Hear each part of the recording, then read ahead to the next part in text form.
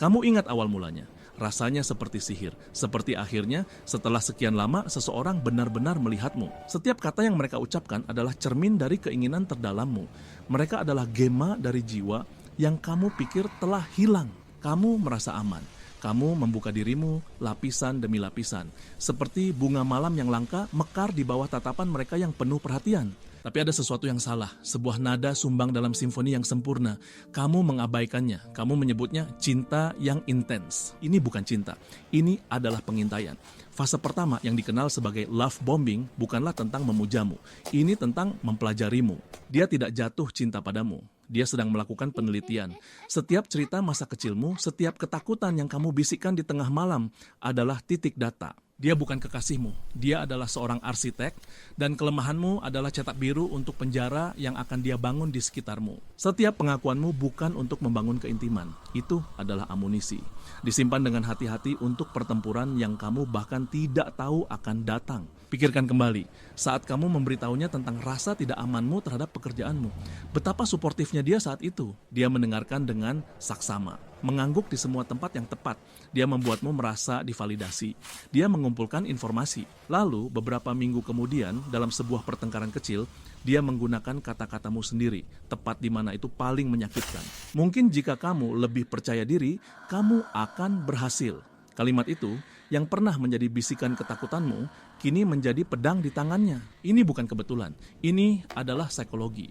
Seorang narsisis melihat hubungan sebagai permainan kekuasaan, dan informasi adalah kekuatan tertinggi. Mereka mengidentifikasi 3 hal utama dalam dirimu, kekuatanmu untuk mereka cerminkan dan tiru, ambisimu untuk mereka manfaatkan, dan yang paling penting, kelemahanmu untuk mereka eksploitasi. Setiap kali kamu berbagi mimpi, mereka mencatat bagaimana cara menggunakannya untuk memancingmu.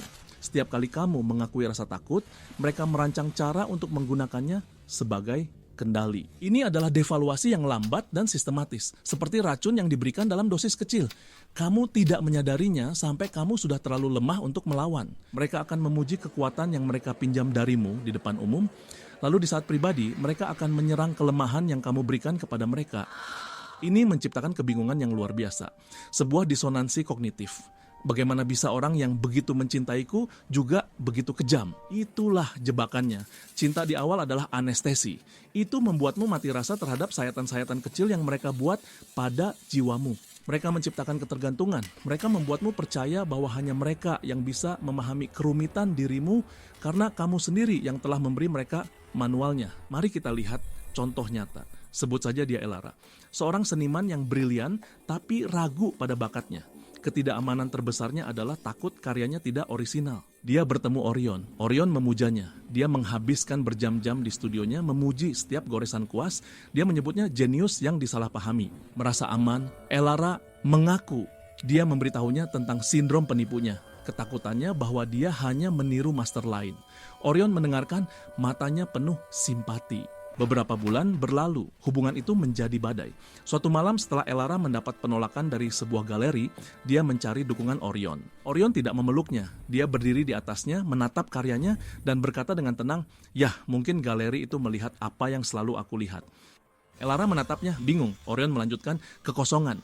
Kamu bukan seorang jenius, Elara. Kamu adalah peniru yang berbakat. Dan sekarang, bahkan bakat menirumu pun pudar." Dia menggunakan ketakutan terdalam Elara, bukan sebagai pisau bedah untuk menyembuhkan, tapi sebagai belati untuk membunuh semangatnya. Dan dia melakukannya dengan presisi yang menakutkan. Karena dia tahu persis di mana harus menusuk, kamu yang memberitahunya. Momen ini adalah titik baliknya, saat kebingungan berubah menjadi kejelasan yang mengerikan, saat kamu menyadari polanya. Setiap lelucon yang menyakitkan, setiap kritik konstruktif yang terasa merusak, setiap pujian yang diikuti dengan sebuah pukulan, semuanya terhubung. Cinta mereka bersyarat, pujian mereka adalah umpan, dan keintiman yang kamu pikir kamu bagikan hanyalah interogasi yang disamarkan dengan baik. Ini adalah kebenaran yang sulit untuk ditelan. Ini berarti keindahan di awal adalah sebuah kebohongan, sebuah fasad yang dibangun dengan cermat untuk menyembunyikan kekosongan di dalamnya. Tapi inilah kekuatannya. Sekali kamu melihat arsitekturnya, kamu tidak bisa tidak melihatnya. Kamu tidak bisa lagi mengabaikan cetak birunya. Dia bukan teka-teki yang rumit. Dia adalah pola yang dapat diprediksi. Umpan, devaluasi, buang. Itulah algoritmanya. Dan kelemahanmu itu bukan aib. itu adalah kemanusiaanmu. Kepercayaanmu bukanlah kebodohan, itu adalah keberanian. Kemampuanmu untuk menjadi rentan adalah sebuah kekuatan, bukan cacat. Seorang narsisis tidak memiliki ini.